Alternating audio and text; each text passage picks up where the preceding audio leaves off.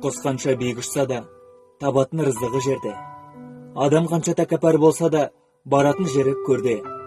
Торғай тірісінде құмырсқаны жейді, ал өлген соң құмырсқалар оны жейді. Бір түп ағаштан миллиондаған сіріңке жасалады, ал бір сіріңкемен миллиондаған түп ағашты өртеуге болады.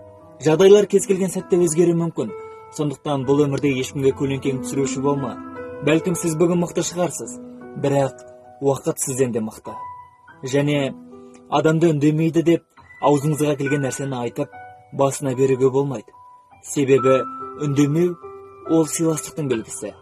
Егерде жақындарыңыз тек іс түскенде анық сізді іздесе, сіз оған ренжімеңіз, керісінше қуаныңыз. Себебі оларға қараңғылық басқан кезде сіз оған жарық нұрыңызды шашып шам боласыз. Сондықтан бұл өмірде тек жақсылықтар анық істейік.